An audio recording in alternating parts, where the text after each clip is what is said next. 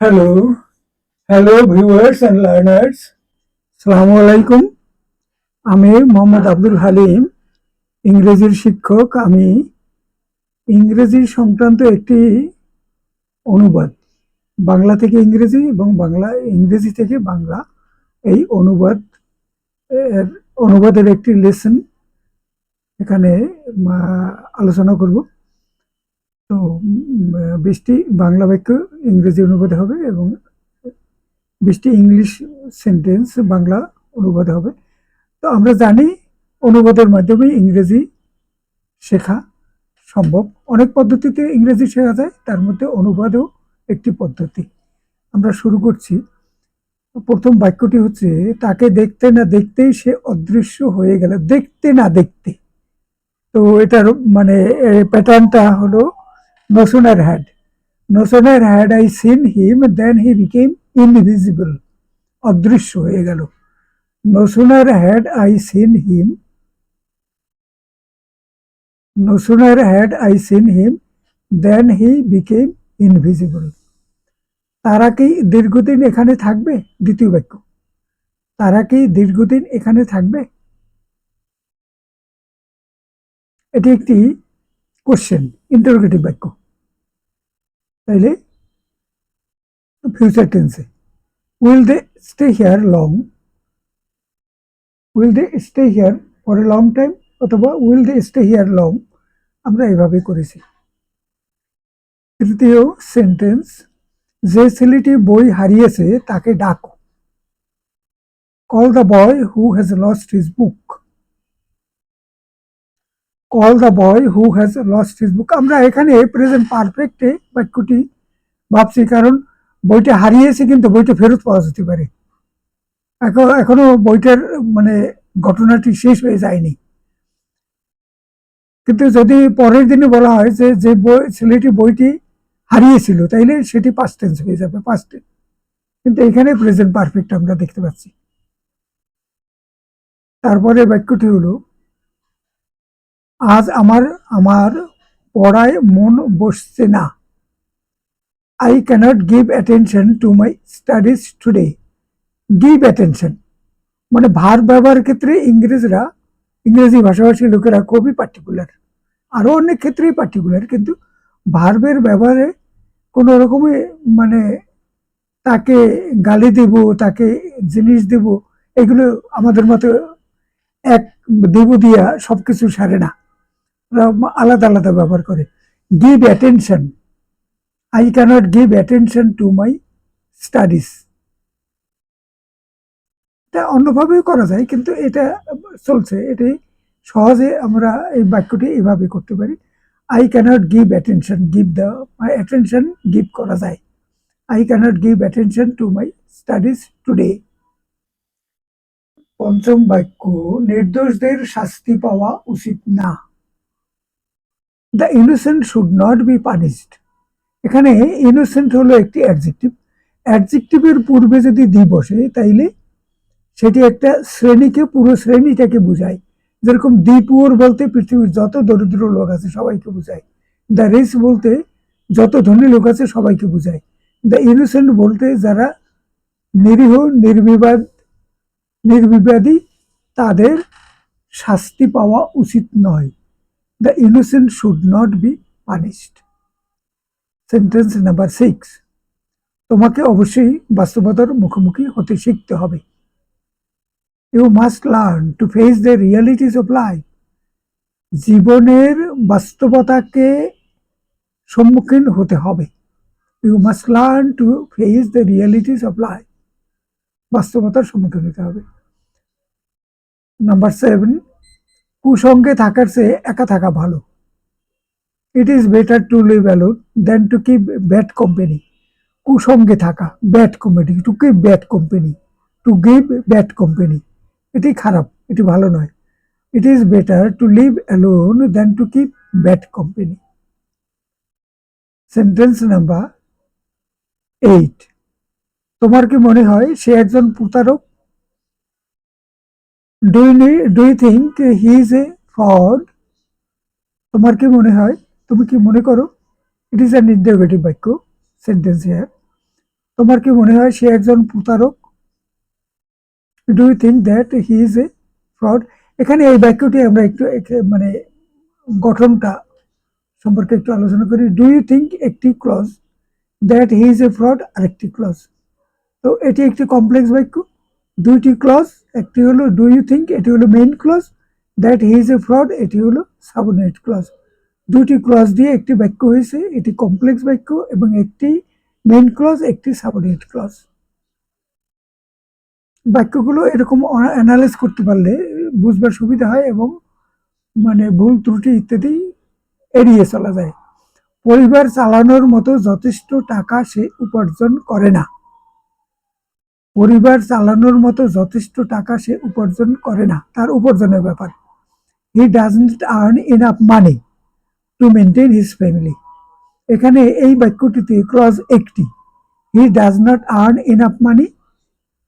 Earn, does not earn এটি হলো মানে ফিনিট ভার্ব।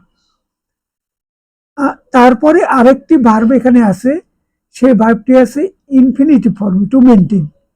টু মেনটেন এখানে ইনফিনিটিভ, এখানে একটি ক্লজ হয়নি, এখানে এটি কোনো ক্লজ হয়নি কারণ এটি ইনফিনিটিভ। দ্বিতীয় ভার্ব সেটি ইনফিনিটিভ আকারে এখানে এসেছে, এটি অসমাপিকা non finite verb. He does not earn enough money to maintain his family. আমরা পায়ে পায়ে এগিয়ে গেলাম, পায়ে পায়ে মানে step by step, slowly. We advanced step by step, পায়ে পায়ে। উই অ্যাডভান্সড অগ্রসর হলাম স্টেপ বাই স্টেপ। আমরা এখানে একটি কথা বলেছি, ভিডিওটি শেষ করার পূর্বে একটি অনুরোধ, দয়া করে চ্যানেলটিতে একটু সাবস্ক্রাইব করুন এবং একটি লাইক দিন, সম্ভব হলে চ্যানেলটি সম্পর্কে অন্যদের সাথে একটু শেয়ার করুন। Thank you everybody. Sentence number 11, সে এখনো আমার চিঠির উত্তর দেয়নি। উত্তর দেয়নি, এখনো উত্তর দেয়নি, প্রেজেন্ট পারফেক্ট টেন্সের form. He has not yet replied to my letter. He has not yet replied to my letter. তোমাকে এরূপ করতে বলা হয়নি। You were not told to do so. এটি একটি প্যাসিভ ভয়েসের বাক্য, তোমাকে বলা হয়নি। You were not told to do so, তোমাকে এরূপ করতে বলা হয়নি। সেন্টেন্স নাম্বার 13, আজ রাতে এ ব্যাপারে আমি তোমার সাথে কথা বলবো। I'll talk to you about this matter tonight. I'll talk to you about this matter tonight. আজ রাতে আমি তোমার সাথে এ ব্যাপারে কথা বলবো। লোকটিকে সৎ বলে মনে হয়। The man appears to be honest. আপাতত মনে হচ্ছে লোকটি সৎ, প্রকৃতপক্ষে কি সেটি এখনো আমরা জানি না, তবে ভাব, গতিক ইত্যাদি পরিস্থিতি সবকিছু দেখে মনে হয় লোকটি সৎ। 8টা বাজতে 5 মিনিট বাকি। It is 5 minutes to 8.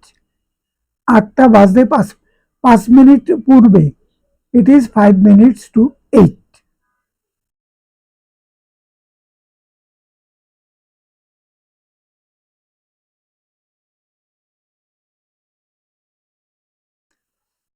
পৃথিবীতে অসম্ভব বলতে কিছু নেই। পৃথিবীতে অসম্ভব বলতে কিছু নেই। There is nothing impossible. There is nothing impossible in the world. There is nothing impossible in the world. একদিন অন্তর ডাক্তার আসবেন। The doctor will come on alternate days. একদিন অন্তর। The doctor will come on alternate days. আমি এবং আমার বন্ধুরা এজন্য দায়ী। I and my friends.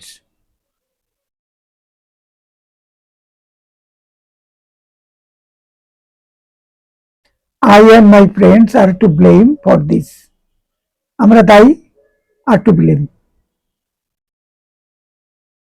My friends অনুযায়ী,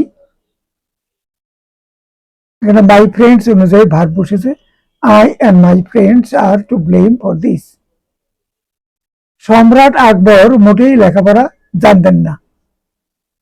Emperor Akbar did not know how to read and write. সম্রাট আকবর লেখাপড়া মোটেই জানতেন না। Emperor Akbar did not know how to read and right. তার বিয়েতে আমাকে দাওয়াত করা হয়নি। Passive voice. I was not invited to his wedding. I was not invited to his wedding. Bangla থেকে ইংরেজি বাক্য শেষ হলো 20টি বাক্য। এরপরে ইংরেজি থেকে বাংলা অনুবাদ। The doctor told me to go back in 10 days. Doctor আমাকে বলেছিলেন পুনরায় তার সাথে 10 দিন পরে দেখা করবার জন্য বলেছিলেন। ডাক্তার আমাকে 10 দিন শেষে পুনরায় তার কাছে যেতে বলেছিলেন। The doctor told me to go back in 10 days. Doctor আমাকে 10 দিন শেষে পুনরায় তার কাছে যেতে বলেছেন। It is necessary to improve our filing system. আমাদের ফাইল করা পদ্ধতি উন্নত করা প্রয়োজন। অফিসে, কোন অফিস আদালতে অফিসে ফাইল করা পদ্ধতিটা যেভাবে আছে এটি উন্নত নয়, এটিকে আরো উন্নত করা প্রয়োজন বলে একজন মন্তব্য করেছেন। Sentence number 3. We hope to see you when you come back. Now, we hope to see you when you come back. আমরা আশা করি আপনি যখন ফিরে আসবেন আমরা তখন আপনার সাথে দেখা করব। We hope to see you একটি clause, when you come back আরেকটি clause. when you come back এটি হলো সাবঅর্ডিনেট ক্লজ, আর we hope to see you এটি হলো মেইন ক্লজ। এটি একটি কমপ্লেক্স বাক্য। I am sorry that I have kept you waiting so long. আমি দুঃখিত যে আমি আপনাকে অনেক সময় ধরে দাঁড় করিয়ে রেখেছি, অপেক্ষমান রেখেছি। I am sorry এটি main clause, that I have kept you waiting so long. I have kept you এটি আরেকটি ক্লজ, কিন্তু এখানে ওয়েটিং আছে জিরান ফর্ম। এই দ্বিতীয় ভার্ব হিসেবে এই ক্লজের that এর পরে I have kept main verb, তারপরে দ্বিতীয় ভার্বটি এখানে জিরান ফর্মে আছে সাবঅর্ডিনেট ক্লজের এই অংশে। তারপর আমি দুঃখিত যে আপনাকে আমি দীর্ঘ সময় ধরে অপেক্ষারত রাখলাম। Sentence number 5. It is important to provide medical care to all our students. আমাদের সকল ছাত্রছাত্রীর জন্য চিকিৎসা সেবা প্রদান করা গুরুত্বপূর্ণ ব্যাপার। It is important to provide medical care to all our students. এখানে কিন্তু একটি ক্লজ। It is important এটি মেইন ক্লজ, to provide এটি হলো একটি infinitive. Sentence number 6. David does not know how long he is going to stay in Dhaka. David সঠিকভাবে জানে না তার কতদিন ঢাকায় থাকা হবে। ডেভিড ডাজ নট নো এটি একটি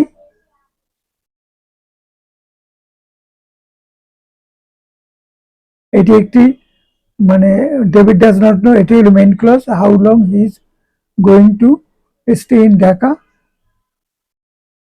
এটি হলো আরেকটি clause, subordinate clause. Sentence number 7. Stay where you are and don't ask too many questions. আপনি যেখানে আছেন সেখানেই থাকুন এবং খুব বেশি প্রশ্ন করবেন না। এখানে দুটি clause, stay where you are এটি একটি clause, and don't ask too many questions এটি আরেকটি ক্লজ। দুটি কোঅর্ডিনেটিং কনজাংশন দ্বারা যুক্ত হয়েছে দুটি মেইন ক্লজ। এটি একটি কম্পাউন্ড বাক্য। Sentence number 8. An investigation is being carried out in this matter. এটা প্যাসিভ ভয়েসে আছে বাক্যটি। একটি মানে অনুসন্ধান, এ ব্যাপারে একটি তদন্ত কাজ চলমান রয়েছে, এ ব্যাপারে একটি তদন্ত করা হচ্ছে। নাম্বার 9.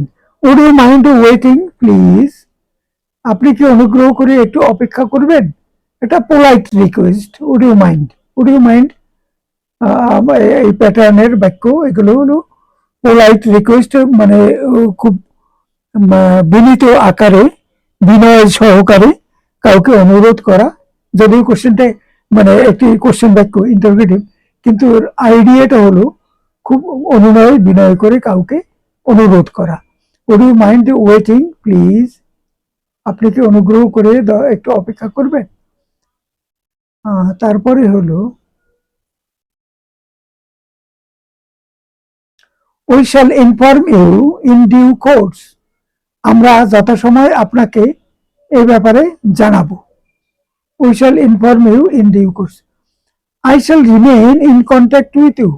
আমি আপনার সাথে যোগাযোগ রাখবো। Are you doing anything for lunch? Are you doing anything for lunch? লাঞ্চের জন্য কোনো খাবার তৈরি করছেন? আপনি কি লাঞ্চের জন্য কোনো খাবার তৈরি করছেন? ইন্টারোগেটিভ বাক্য। I do not understand what you mean. আপনি কি বোঝাতে চাচ্ছেন? আমি তা বুঝতে পারছি না। I do not understand what you mean. এই বাক্যটিতে দুটি ক্লজ আছে। একটি হলো I do not understand main clause, what you mean এটি হলো সাবঅর্ডিনেট ক্লজ। এটি একটি কমপ্লেক্স বাক্য এবং দুটি ক্লজের বাক্য। Sentence number 14, I am sorry I opened your letter by mistake. I am sorry, আমি দুঃখিত। একটি clause, I opened your letter by mistake. এখানে আই ওপেন্ড এটি আরেকটি ক্লজ, দুটি ক্লজ এখানে যুক্ত হয়েছে। আমি দুঃখিত, আমি ভুল করে আপনার চিঠিটি খুলে ফেলেছিলাম। ইট টুক আস 7 hours টু রিচ হিয়ার। আমাদের এখানে পৌঁছতে 7 ঘন্টা সময় লেগেছে। Sentence number I never saw, sentence number 16, I never saw such a large crowd in all my life.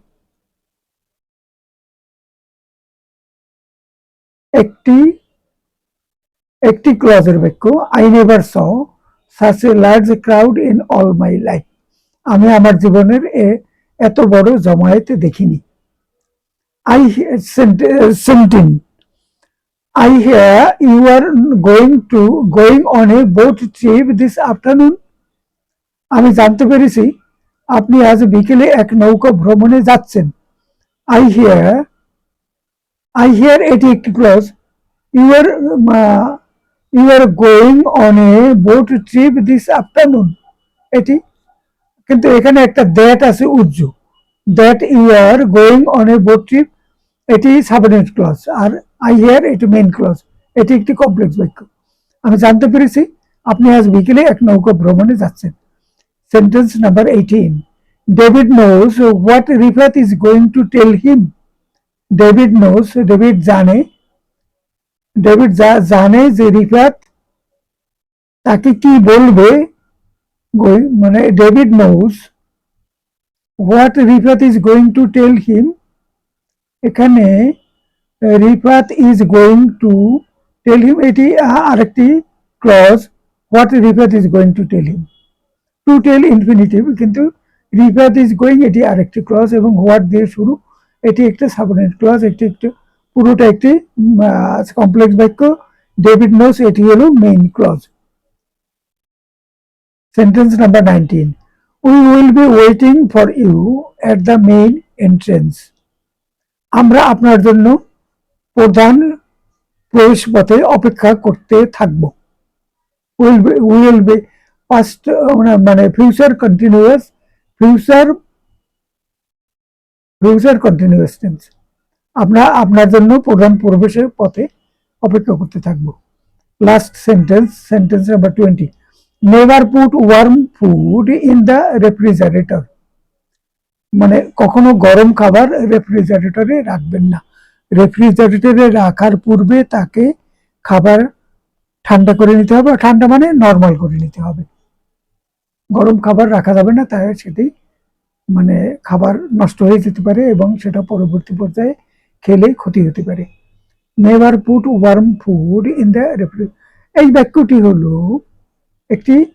একটি মাত্র ক্লজ এবং এটি একটি মেইন ক্লজ। একটি ক্লজের দ্বারা একটি বাক্য হলে সেটি একটি মেইন ক্লজের বাক্য হয়। Never put warm food, put হলো এখানকার ভার্ব। তো আমাদের 20টি ইংলিশ সেন্টেন্সও শেষ হলো। তো ভিডিওটি আমরা শেষ পর্যায়ে অনুগ্রহ করি ওই কথাটি একটু মনে রাখবেন।